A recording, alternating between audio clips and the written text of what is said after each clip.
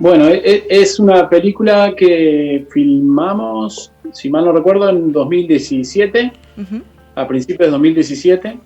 Ya pasa muy rápido el tiempo. Hmm. Y a eso hay que sumarle que uno de los grandes conflictos que yo suelo tener con el cine en sí es que tarda mucho tiempo. Hmm. Los procesos son muy largos y demás. O sea que desde que empezó este proyecto hasta que la película finalmente se estrenó en el 2018, probablemente hayan pasado unos 4 o 5 años. Desde que se empezó a escribir el guión y se empezó a desarrollar, a buscar financiamiento. Así que, bueno, nada, era una película que tenía ganas de hacer un poco para nuclear como unos intereses que tenían que ver con el tipo de cine que a mí me gustaba de chico.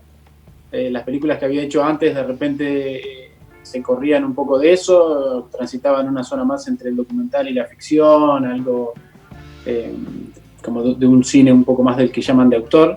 Y en esta película quería como eso, de atravesar todo eso que yo había aprendido en estos años, con una historia y con cierto imaginario y cierta forma de ese cine que es el que a mí me llevó a querer hacer cine, que ese cine que yo veía cuando era chico, ese cine de aventuras, de ciencia ficción, fantástico.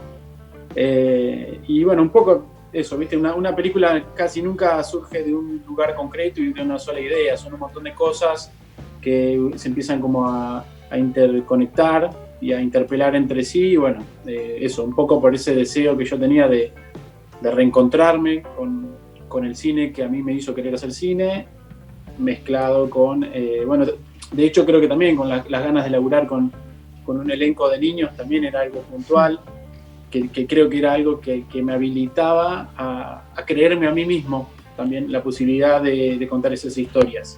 Que de repente, viste, cuando uno empieza a hacer cine, sin darse cuenta tal vez, eso, empieza como a cerrar el perímetro de esas historias más fantásticas o eso, necesita tal vez recuperar cierta fascinación y cierta inocencia a través de la mirada de esos nenes, y bueno, un poco por todas determinadas cosas fueron encauzándose en esta historia, ¿no?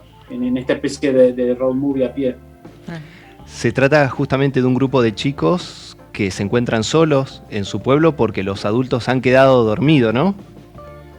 Exacto, sí, la película como que hace una especie de doble robo, homenaje, o toma inspiración un poco de un cuento de Ray Bradbury que lleva el mismo título. El cuento a la vez está inspirado en un poema de Sarah Teasdale del mismo título, que es una poeta que escribe el poema que se llama Vendrán lluvias suaves, del cual aparecen fragmentos, de hecho, en la película, y que cuenta, era un poema que ella habla es un poema sobre la posguerra y sobre esa sensación del mundo que termina, que ya no nos necesita y cómo la naturaleza sigue camino.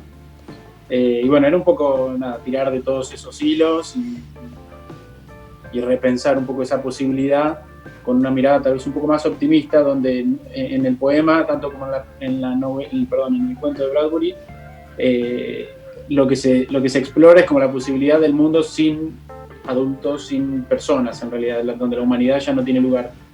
Y un poco en nuestra versión era pensar, bueno, que no era tan extremo, era okay, ¿qué pasa si se puede barajar de nuevo? Es esto de lo que se llama distópico, ¿no?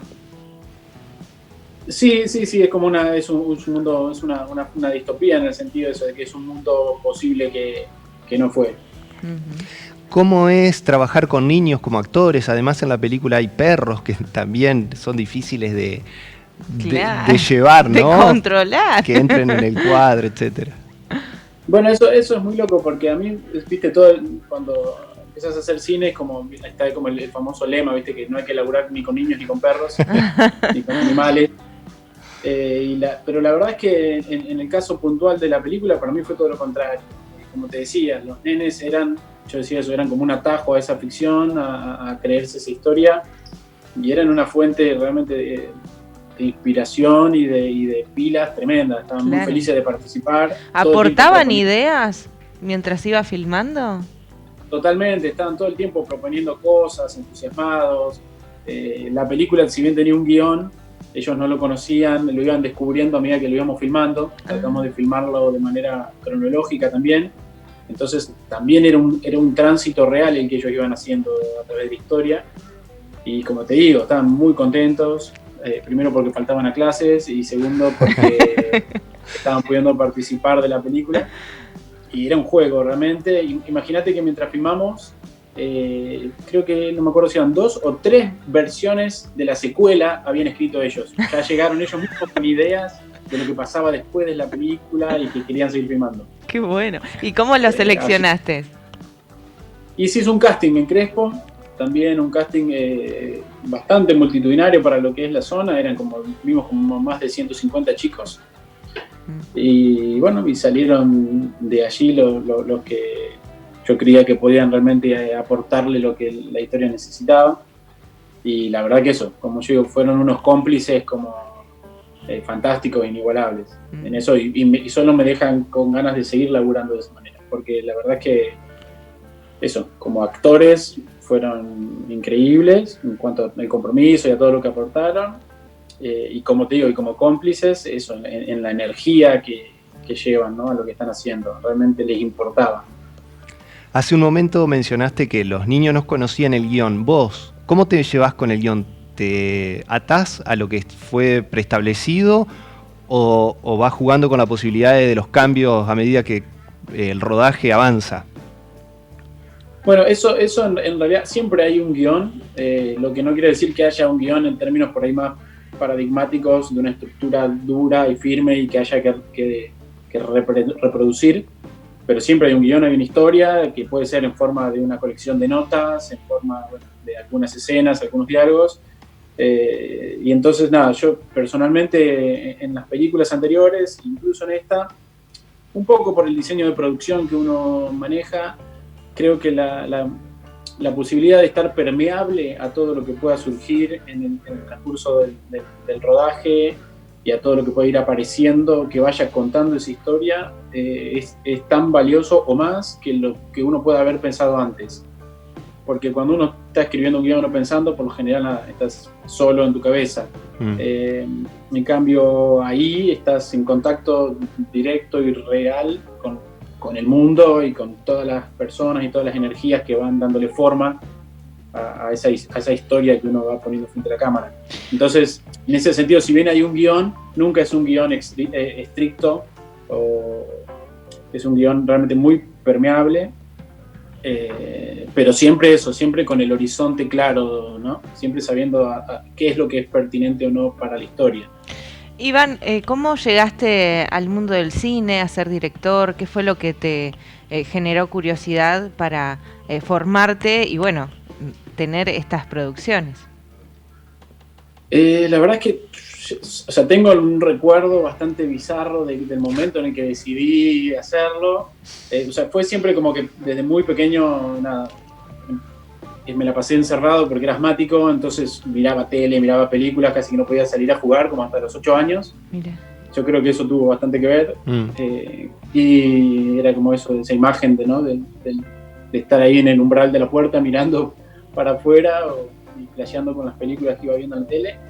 Y después yo creo que también lo que le pasa a muchos, que quería ser paleontólogo porque lo veían en las películas, quería ser cazador de tornados, quería ser astrónomo, quería hacer todas esas cosas, hasta que me di cuenta que en realidad lo que quería hacer eran esas películas. Claro. Y fue un poco así, y nada, la decisión fue, de hecho, me acuerdo, es una imagen graciosa, que estaba de intercambio cultural en Sudáfrica, que hice a los 16 años. Me fui unos meses allá, viste esos intercambios que hacían, que traían un estudiante de allá y te mandaban. Sí. Y en ese intercambio se suponía que yo tenía que estar más o menos 3-4 meses estudiando en una escuela ahí, y no hice eso, no fui nunca a clases. La familia que me hospedaba, por suerte, fue muy piola y no le importó. Y entonces, mientras el hijo de ellos iba a la escuela, yo usaba todo ese tiempo para ir a un multicine que quedaba ahí a unas cuadras. Ajá. Y me la pasaba viendo 3-4 películas por día, flasheando. Imagínate que esto era 1-1.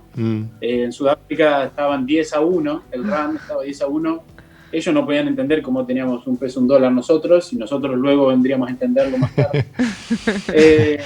Así que yo con un peso podía verme, no sé, 3 películas, comer pochoclo, andar por ahí. Entonces, realmente ese viaje fue en ese sentido como clave. Yo volví de ahí sabiendo que quería estudiar cine.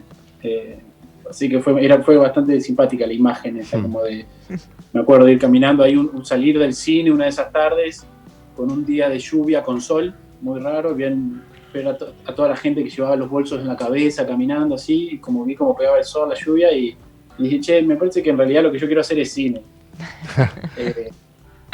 Así que bueno, me volví de ahí sabiendo eso. Bien, ¿qué tiene que tener una historia para que te atraiga o para desarrollarla y poder justamente filmarla y bancar todo ese proceso que es tan largo y tan trabajoso? Sí, totalmente. Eso es muy largo y trabajoso. Eso después uno se da cuenta, ¿no? Cuando arranca, empezás a hacer cine y te das cuenta que hacer cine no tiene nada que ver con ver cine. En principio. Entonces hice el primer momento que decís, che, ¿es de verdad esto lo que uno quiere hacer? Porque disfruto más viéndolo. Entonces, nada, el tema de las historias es complicado porque es como vos decís, es asumir un compromiso por años y por mucho esfuerzo. Y es un poco, a mí me gusta una frase que decía Truffaut, que él no tenía nada para decir, pero tenía mucho para mostrar.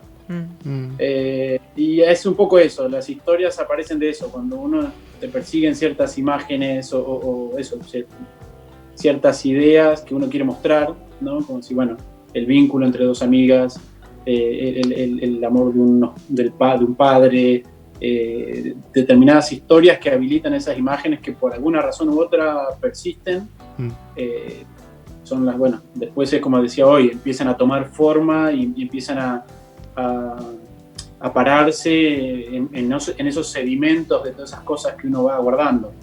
Okay. Es como eso, como que en realidad después también yo creo que es bastante cierto esto de que uno cuenta siempre la misma historia y uno hace siempre la misma película.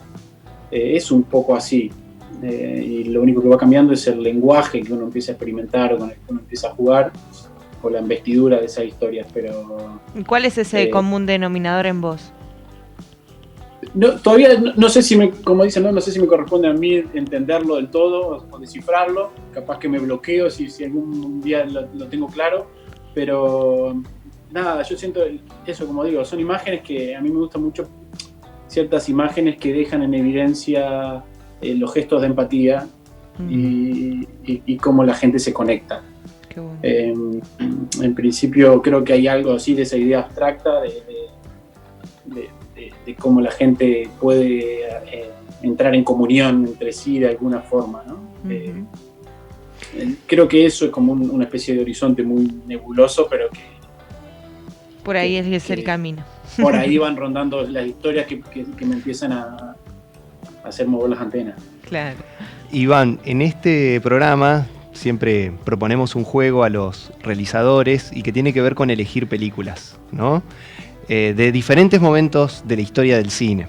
En tu caso te preguntamos, la primera que tiene que ver con el cine clásico, ¿con qué película de ese periodo te quedarías? Sí, es dificilísimo elegir uno, soy muy vista, además que cuando te preguntan eso te queda la mente en blanco. Después también entender que el cine clásico, que vamos a enmarcarlo en cuanto al periodo cronológico, ¿no? Claro. Como eso que dicen, ¿no? Los clásicos son siempre los que están adelante. Siempre es lo que uno mira. O lo que no envejece. Exacto, siempre está por ahí adelante. Y a mí nada, me gusta mucho North by Northwest de Hitchcock, que acá le pusieron Intriga Internacional. Me gusta mucho Minian Moskowitz, de Cassavetes. Bueno, hay varias especies que tampoco, viste, bueno, una es de los 70, otra la de Hitchcock es del 59, creo. Sí. Son películas muy diferentes, pero eso, pienso en esas películas a las que uno vuelve cuando está bajón o algo, ves eso y te vuelven a dar ganas de hacer cosas. Entonces me gusta mucho eso, North by Northwest, entonces muy divertida. Y Minian Moskowitz también es como un desparpajo. No sé si es la mejor película de Cassavetes, tal vez un poco irregular, pero tiene una vitalidad y una vibra que que no se suele ver seguido en las pelis, y que eso, tiene mucha energía. Y vamos ahora a la época del videocassette, ¿sí? De la videocasetera que tenías en casa, que fuiste un chico que consumiste mucho ese cine. ¿Cuál sería esa película que te fascinó? Bueno, esa es más fácil, porque eso yo creo que fue como la película determinante de todo, que fue Jurassic Park, que la vi cuando era muy chiquito, tendría 8 o 9 años, creo que tenía 9 años, la vi en el Cine Rex, y a partir de ahí, nada, ya cambió todo y todavía sigo siendo muy fanático de Spielberg, obviamente, y de esa película para mí es como eso, un fana total. La vi más de 200 veces, 1.000 millones de veces, imagínate que incluso de pendejo la vi tanto que el tipo del videoclub le ofreció en un momento a mi viejo venderle el VHS porque le daba vergüenza. Así que, era un abuso. Sí. Así que obviamente mi viejo se lo compró y bueno, claro. Así estoy viendo hasta el día de hoy. Está bueno, ¿no? Esto que decías al principio del cine de aventuras propio de ese momento. Y te traigo un poco más al presente, lo que también podríamos denominar como cine contemporáneo, la era digital. También te pedimos que nos elijas una película con las dificultades que implica también. Sí, hay muchas. Bueno, a mí me gusta mucho todo el trabajo de Paul Thomas Anderson. Ajá. Son como respuestas medias obvias, como creo que a todo el mundo le gustan, porque así debe ser. Me gusta mucho, bueno, Petróleo Sangriento, de Paul Thomas Anderson. Es una peli del 2007, creo, 2008. Es muy dura. Es una película increíble. Paradójicamente está filmada a la vieja escuela, ¿no? Está filmada en fílmico, cortada en Moviola, no en digital, pero digamos que es lo más contemporáneo que podemos ver. Pero eso, es un peliculón. Y bueno, después hay otras películas también más hacia acá. Yo soy muy fana de muchas películas de animación. Bueno, soy fana de Wall-E, de Andrew Stanton. Bueno, me gustó mucho hace poco el Tren a Busan, una película coreana de una invasión zombie. Ajá. ¿Cómo se llama? Está muy bien. Tren a Busan. Creo que en Netflix le pusieron Invasión Zombie, pero bueno. Es una película increíble. Ahora creo que están por estrenar la secuela, de hecho. Mirá qué bien. Pero bueno, te digo, es muy difícil, hay muchas cosas muy buenas. Y eso, es muy difícil elegir un par. Por eso también me tomo la licencia de nombrar más de uno. Bueno, retomando la charla respecto de tus trabajos, me imagino que es todo un esfuerzo realizar la película, ¿no? Llegar a la concreción del proyecto. Y también debe ser un esfuerzo muy similar el tema de la distribución. Sí, totalmente, viste, bueno, yo creo que probablemente es el mayor esfuerzo en definitiva, o sea, como siempre hay un momento en el que en el que uno tiene que conseguir a alguien que tenga mucha plata. Antes era el momento de la producción, o sea, todavía sigue siendo carísimo hacer cine, pero de repente hay medios y tecnología que hoy abarataron la posibilidad de agarrar la cámara, ir y filmar, o el celular o lo que sea. Pero necesitamos convencer al que tiene la plata, que en este momento son los exhibidores y los distribuidores. Antes tenías que convencer de eso, como a un productor para que ponga la plata y filmar. Hoy de repente eso, si bien sigue funcionando así, uno puede sortear esos inconvenientes y autofinanciarse y filmar con muy poca plata, con lo que uno tiene al alcance, pero igual estás atado a eso, al reducido y limitado acceso que hay a la exhibición y a la distribución. Claro. Sobre todo, además porque hay mucha más competencia, por esto mismo que decimos, porque mucha más gente filma. ¿Y cómo ha sido tu experiencia? ¿Qué has apelado? Como que, bueno, eso es como que el embudo ahora está ahí en la distribución y en la exhibición. En mi caso, la verdad que he tenido bastante suerte y lo que encontré fue el circuito de festivales, que yo creo que ha crecido muchísimo en el último tiempo. Y muchas veces termina siendo la única ventanilla posible para ciertas películas, que eso luego o van al cine por muy poco tiempo, o los 3 tipos que son los que tienen casi el monopolio de la distribución y exhibición en Argentina, no les gusta la película o prefieren poner otra más rentable entonces es muy difícil entrar al circuito de salas. Pero bueno, por eso, afortunadamente tenemos el circuito de festivales, hoy por hoy las plataformas, estos espacios como el programa de ustedes y demás son clave porque, o sea, para hacer películas primero hay que ver películas. Entonces es muy importante, estos espacios son tan importantes como los apoyos a la producción, ¿no? Uh-huh. Pero por eso digo, yo siempre alguna vuelta se le encuentra, digamos, si uno quiere hacerlo, por difícil que sea, o sea, nunca, yo creo que el cine se caracteriza por eso, digamos, las condiciones jamás van a estar dadas. O sea, el mundo no está hecho para que una película exista. Siempre hay que buscarle la vuelta, por más que tengas $1 millón. Y entonces, bueno, me parece que cada uno encuentra la forma, cada película, uno mismo, digo, hay películas que entiende que deben ir para un lado, tener cierto circuito, y otras que encuentran su lugar, eso, de repente en circuitos festivales o en otros lugares. Así que eso es medio como va variando, pero como te digo, es lo más complejo, ¿no? El tema de la distribución, porque vos pensás que hoy el cine no solo compite con el cine, hoy el cine compite con todo, hoy está todo igualado en la pantalla. Hoy se compite por la atención, que la atención puede estar depositada hoy tanto en un videojuego como en Instagram. Claro. Entonces, vos necesitas que alguien tenga ganas de dedicar tiempo a ver una película primero y después de que dediques tiempo a ver tu película. Entonces es una movida, pero... Antes de... Bueno, ajá, perdón, ¿qué ibas a decir? No, digo que también de eso, después también es todo tan azaroso, no creo que haya un plan maestro para resolverlo, digamos. También uno tiene que trabajarlo y sí ser consciente y buscar las formas, pero después cada película de alguna manera se va encontrando lugar y se va abriendo camino, digamos, ¿no? O no, también pasa que no, y bueno, se habrá que hacer otra, pero suele ser. Uh-huh. Antes de ya ir pasando a la película y que vos la presentes, nos cuentes de qué se trata, te quería hacer una pregunta breve que tiene que ver justamente si pensás en el público mientras vas haciendo la película o vas pensando el proyecto, justamente en relación a esto que estabas diciendo, ¿no? Una cosa es los festivales, otra es las salas, otra son los servicios de streaming. Bueno, eso también, viste, va cambiando un poco, ¿no? Cuando uno empieza a hacer cine, que por ahí es más pibe y eso, la relación, digo, suele ser un poco más adolescente, ¿no? Como yo voy a hacer lo que se me dé la gana y que me importa. Que hay algo de esa insolencia que para mí está bien sostener, y es muy importante que eso no se apague, digamos, para no caer en la especulación. Y hacer lo que a uno le suena genuino, ¿no?